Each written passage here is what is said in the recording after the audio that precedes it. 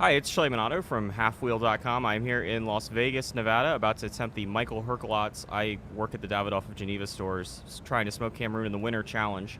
We'll see how long this thing lasts before it blows up. Maybe I'll make it to Madison Avenue today.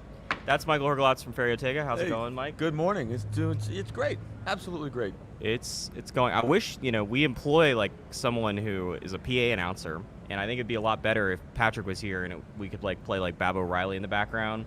And he could be like, from the Berklee School of Music. And now, Yeah. welcome to... Yeah, that's a special gift. Yeah, instead he's out getting videos for YouTube. Well, also a special gift. Yeah, no, I mean, just the greatest uses of our resources. Speaking of great uses of resources, you have... I was writing up your booth post last night. It's a relatively interesting booth because on one hand, you are a new company. On the other hand, you're not really, like, the company apparatus is new, although the sales team, I guess, really isn't new. The people aren't that new, and the cigars certainly aren't new. They just have a slightly different label on them, with one notable exception, which we will talk about and then proceed to not talk about. And you have a booth with no product in it. You have a new cigar company with no samples. And you have a new cigar company with all of its reps not here. Yes. Yeah. Man, industry veteran Michael Herklots showing Thanks us for having me. This all was how great. it's done. No, listen. The reality is this was not the way we intended to participate in this trade show. The original intention was to have a proper booth with products for sale, as one would typically do at a trade show. Unfortunately, the production timelines and ability to meet these deadlines for this show just proved to be a little more difficult. And the fact is, and Charlie, I know you know this, I am unwilling to rush or Don't say rush the sacrifice. hands of time. Karen Smith will come running over from the Fuente booth. No, I wouldn't do that. That's trademarked. But I'm unwilling to do it, And so then I asked the PCA, would they be willing to change their dates? They were also unwilling Weird. to do that. I know. It seems unreasonable to me. Nevertheless, we have what we have. And honestly, PCA was incredibly generous in being creative with us to figure out how can we still participate. It was important for Ferio Tego to be here, to support the show, to support the industry, to talk with our peers and tell our story. And so we had to find a more creative way to do that, and we found it. So we have no samples, we have no product on display, we have a beautiful banner. You have a pagoda. We do, is that what that is? I think that's what that structure would be. Pergola or One of the two. I don't. Gazebo? Not really into outdoor I don't patio know. furniture. But anyway, look, the reality is we had a terrific day one yesterday. We had constant engagement all day and being able to share our story. And, if yesterday is any indication, I think today's going to be great, tomorrow's going to be great, and Ferio Tego is going to be great. That's a positive outlook. So let's step back a little bit for those of our viewers who decided to spend their Sunday afternoons watching the two of us talk about cigars for 20 minutes. Thank you for doing that. So, Ferio Tego is a company from you and industry legend Brendon Scott. Both of you were formerly at Nat Sherman. That's right. Both of you were formerly at Nat Sherman Brielle Trio, right? Or was Brendon not there? But Brendon started with Nat Sherman in 2009, and then I joined in 2011. So he was definitely there at Brielle Trio. That's right. So you get brought in to more or less revitalize the Nat Sherman cigar operation. Yeah. I mean, you come from the Davidoff stores, where you worked retail and obviously did a lot more than the general manager of some retail stores typically does with your roles at Pro Cigar, events like this one, TAA, a lot of charity stuff. Yep. Missing anything? I don't think so. All right, well, now that I've belittled your time at Davidoff, so you get brought into Nat Sherman to take on a job you hadn't really done before, which is like running a brand, doing a lot of branding work for a historic brand, but one that had kind of lost itself on shelves. And then really, I mean, the crux of my work was to create new products and innovate, and maintain the old, but really create new. So the work with factories was really the newest sort of responsibility that I had. And so when you took over, how many factories was Nat Sherman working with for the premium stuff? Well, it ebbed and flowed. So Not like counting like the store, like the no, whatever those things were. But there were, when I joined the company, there were probably 8 lines. Yeah. That was during the time when Santa Clara was handling all the distribution, so they had some creative license to create products, which we came to an agreement to discontinue that, obviously, when I joined. So we whittled it down to just Metropolitan and Host at the time. So that was Quesada and Davidoff Honduras. So we really only added one factory, which is Plasencia, in those following 9 years. And so I remember coming to what would it have been, the 2012 show? Was that your first show with Nat Sherman? 2011 was my 2011. first show. And at that point, the Timeless rebrand that was the Timeless rebrand debuting. Well, it's interesting you bring it up because 2011, we had a very simple booth. Yeah. With a banner that said Timeless, with the logo being debuted. We had no cigars for sale. We did have samples. We had no sales team.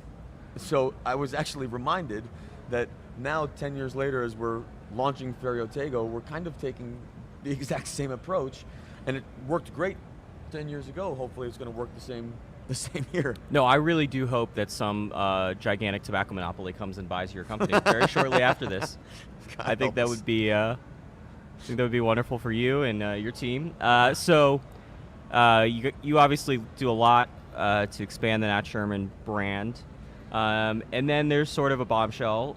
Nat Sherman, or the Sherman family, decides to sell the company, which is, I think our readers mostly know, if they're aware of this story, is done nothing to do with cigars. That's right. Or premium cigars, at least. Yep. But it's sold because of their cigarette brands, or in particular, we believe one brand is really kind of the reason behind it. But Altria takes the cigar side of the business. They don't decide to sell it, close it down immediately. Yep. And so you continue running Nat Sherman, although there's a little bit of an awkward pause where you guys got to redo packaging and things like that. But otherwise, same people, same cigars, same factory, same blends. And grew the business. And then things get a little murky. I was trying to take my annual post-trade show vacation. I was in Cape Cod. I was towards the last day of the vacation, and there was an article that came out on Cigar Aficionado about a letter that had been filed as part of the FDA comment period from a regulatory executive at Altria saying, we believe that the premium cigars should be regulated differently, but still regulated. Yep. Which is oddly something that I think if I walked around this room and said, hey, here are the new FDA regulations, let's copy and paste the Altria letter, I think everyone in this room would take them. That's right. Let me cut you off and go back for a second. The murkiness was not a result of an article that was written. The murkiness was the result of an editorial that was written that did not accurately reflect the contents of the comments that were submitted to FDA. So the murkiness was a result of people reading fake news headlines and responding emotionally, which I don't fault anyone for responding the way they did to a headline like that. But I think your point is well taken.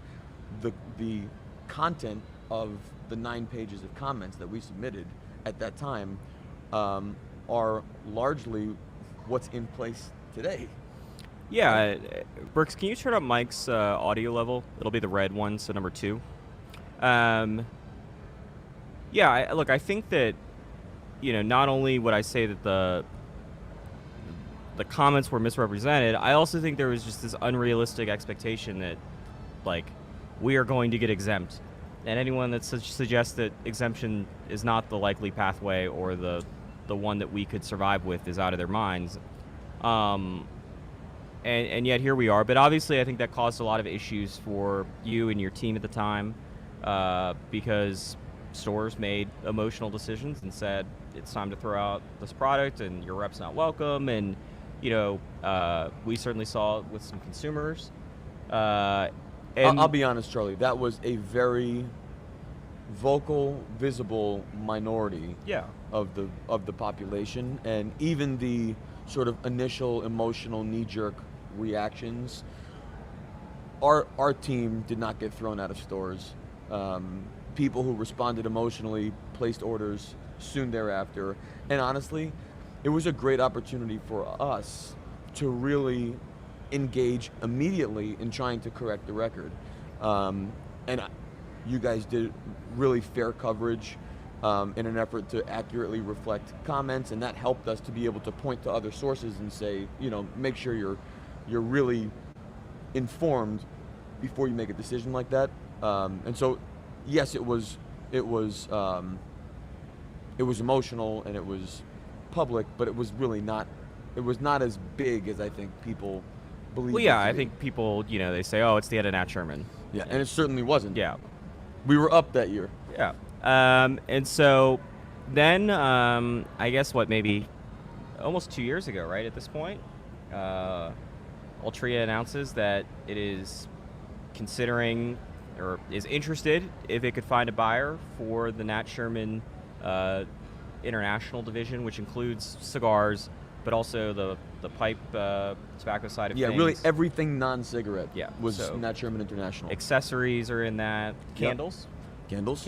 And then we don't really hear anything about it for, a year? Almost a year? Well, I think it was October 2019. Yeah. When we announced that we were exploring a sale, and I guess it would have been less than a year in that. It was July 2020 when we said that we did not successfully sell. So I guess there was not a lot of communication from October. There was something going on to July. I can tell you, I was awfully busy from October to July, but I guess in hindsight, I guess we didn't really do many updates. Yeah, you guys weren't doing the, hey, it's the first week of January, and welcome to the We're Trying to Sell a Cigar Company. Let's pull up the board, folks, and here are the lead contenders of buyers. No, we didn't do that. I'm on Instagram Live with Jay Cortez. Too funny. Fred's unfortunately not here, which is really problematic for all of the rumors that we get to hear about which company he's buying today. And I'm like, somebody's telling me like, oh, we're working with Fred, and it's like, would you even be able to pick out Fred? Like, do you even know who Fred is? He's a great dude. Fred's one of my great. Guido, his dad, is just don't drink with them. Just never. They're impressive. Never attempt drinking with them. He's the man. All right, so no buyers found. No buyers. And then a dark horse candidate emerges with you and Brendon Scott, and you guys come to an agreement to buy the brands. Yep. You were very clear with me at the time that there was a little bit. This was a process. This was not the planned outcome. And absolutely not. You tried to find a buyer. Nothing happened, and then you waited, and then said, "Hey, you didn't try to find a buyer. Maybe I could be the buyer." It was the result of we worked really hard to sell Nat Sherman International, and we came very close multiple times. Ultimately, we weren't successful. So we had to. Do you think it sells without COVID happening? 1,000%, 1,000%. We were done. We were done in a room with buyers, ready to go. A little more diligence left, and when we met back up virtually to do the final punch list, it was pump the brakes. Let's wait and see. And I don't blame those buyers or any of the subsequent potential buyers for that decision. It was not the time to acquire a business when you're triaging your own business in the middle of a global pandemic with no end in sight, right? So no problem. But what was important about the way we were approaching the transaction was it had very clearly defined criteria, and that was mutually beneficial transaction itself, right? Best outcome for our people, and to find a buyer that would truly want to continue the legacy and the work that we've done. And so we had those people, but we didn't successfully transact. But what was never contemplated was selling the brands. The idea was that they did not want, meaning Altria, they didn't want to just sell the brands to the highest bidder and take the money and run. they wanted the legacy to live on. If it couldn't live on, then they wanted it to just be a legacy. And after we announced that we didn't sell, as you can imagine, there was a lot of parties waiting for such news to then try and scoop in and scoop up the brands. And that it was not contemplated to sell to those folks because it didn't meet the criteria. So that left Brendon and I just working to wind down the business. And so we spent a lot of time together winding down the business, generally ending each evening with something like, this sucks. This really sucks. Because there's nothing wrong with the business, and there's nothing wrong with the product, and it was winning, and we just have to shut it down. And so it was really out of that kind of, that frustration and emotion that we decided to ask, like, would it be possible? Would you consider selling the brands to us? And it was a resounding absolutely. It was not charity. We had to put together an offer, and we had to form a company, we had to fund it, and then we had to do a transaction with Altria. But they were truly supportive of the idea, and we're happy to see this live on. And so you guys buy basically everything other than the Nat Sherman name. Yep. And the lease to the townhouse. Yep. And I guess or any of the real estate. You guys didn't buy in New Jersey, right? Nope. No. We bought the brands, intellectual property, right to continue commercializing as we did before. And you announced that in January. Yep. And in January, you have your ducks in a row. You say, to some degree at least, as much as you can be for cigars that aren't coming out for 6 months. You say, we're going to bring back, the lines sort of individually, not all at once, with some sort of order, trying to not reflood the market.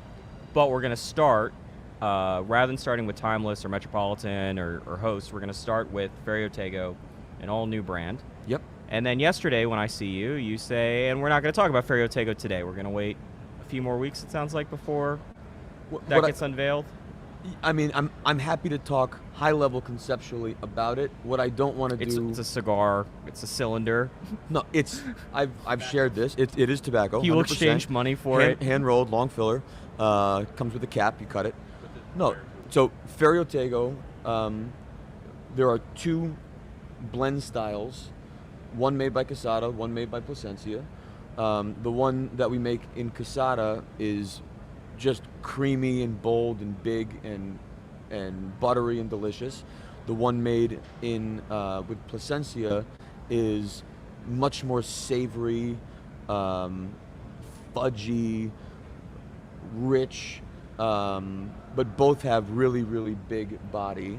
And the intention for Ferio Tego moving forward is that they will always be limited, but not limited edition. It will be limited production insofar as we have enough materials and ability to make as many as we can sell in 1 year. Every year they will be dated on the foot for the production year. And they're intended to be the true flagship and embodiment of what Ferio Tego is all about. That's better than not saying anything, right? It's better. And we should start seeing them on shelves. So, as it stands right now, we are really hoping for the end of next month. But it may be delayed a touch more. As I shared with someone yesterday, at this point, we are literally watching paint dry, which is incredibly frustrating. The cigars are done. They've been done for, cigars are always months, and they look great, and they're burning great, and all the moisture from manufacturing is out. The combustion is incredible.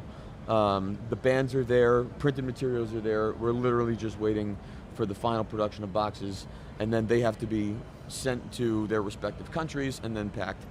So, I would say, 45 days plus or minus 4 months. We should, makes sense. Somewhere around there.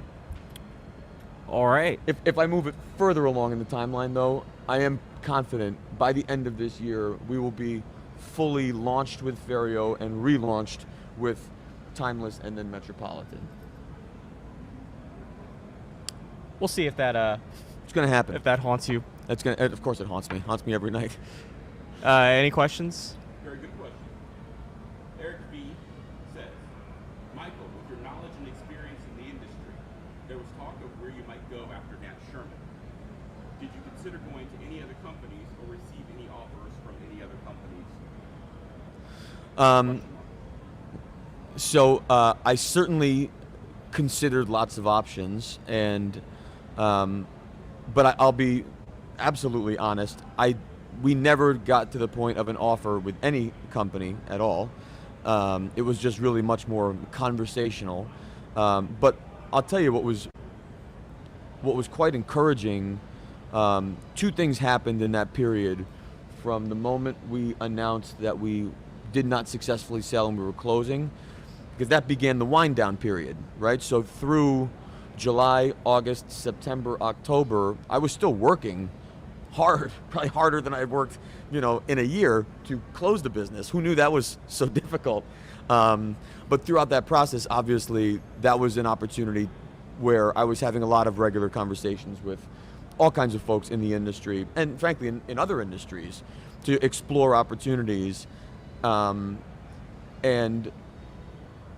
they were really helpful conversations to have, because there was a lot of sort of basic interest in exploring what type of opportunity might exist for me in various companies. But honestly, every one of them said, I can't believe you're not going to do something on your own. And, as much as I've always celebrated my entrepreneurial spirit, it's very easy to have entrepreneurial spirit when you work for other people. And the idea of starting on my own and trying to do it on my own was kind of paralyzing, to be perfectly honest. So I did really engage across industry to see what opportunities were there and what would be a good fit. But what really stood out to me was the overwhelming confidence people had in me that I would be able to go do something on my own. And I think that kind of just stuck with me. Like, what am I doing?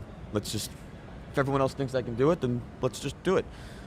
Follow up for me real quick. Yeah. A number of people have gone from a situation where they were working for a cigar company going to a consultant kind of deal. I don't know how successful they are.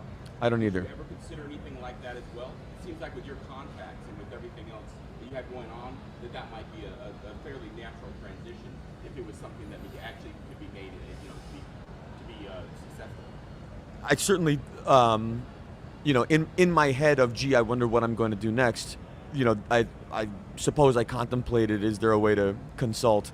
But, consultant for me is not a role I wanted to move into. All right. I think we certainly ran a lot longer than Brooks and Huber did yesterday, at least without some of the nonsense. Do you have any thoughts on the Footloose soundtrack? On the Footloose soundtrack? in general, or was there context? That was a big part of. Footloose. I don't know, bro. Yeah, it seems like You have a better option. seems like Brooks is gonna die on this hill. He's got nothing. 80s. I mean, Back to the Future had a great soundtrack. Back to the Future had one good song. Ferris Bueller's Day Off had a great soundtrack. Solid point. I'm just saying. I mean, to just hand it to Footloose is a little. Top Gun. I give it to Top Gun. Oh, so You just gave it to Footloose. Yeah.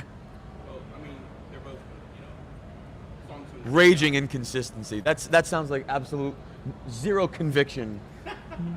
He just threw away Footloose. Yeah, for no. him, for Top Gun.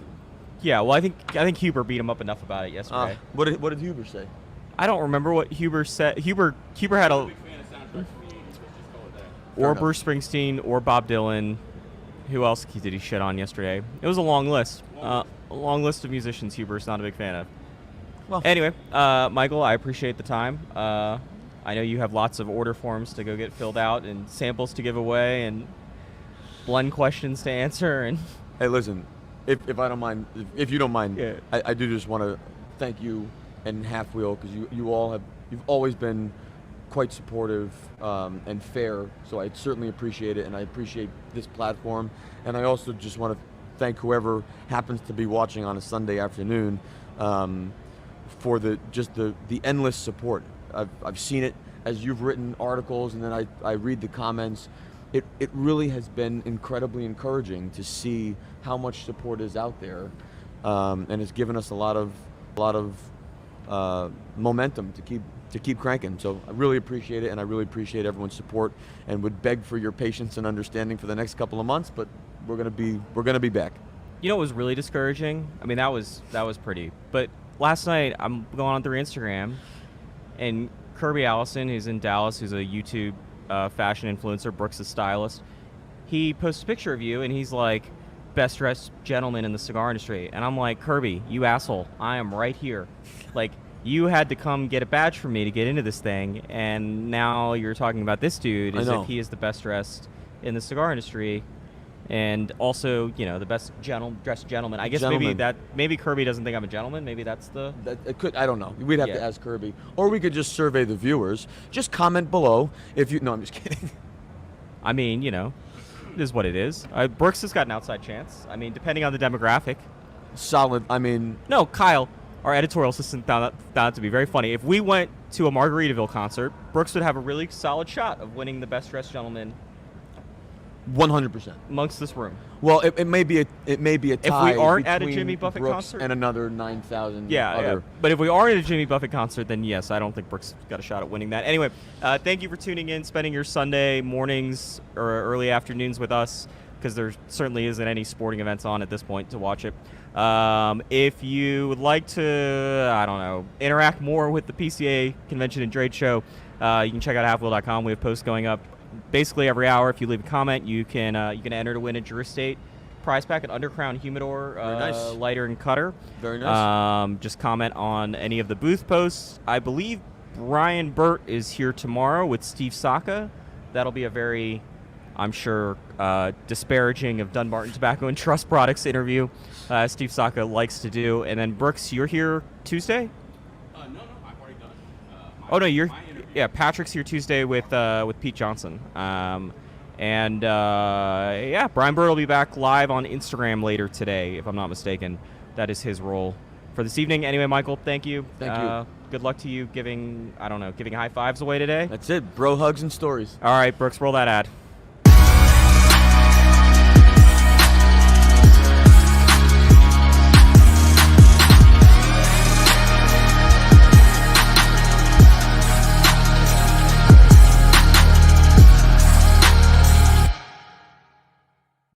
No, I'm just saying, like, once it gets to kind of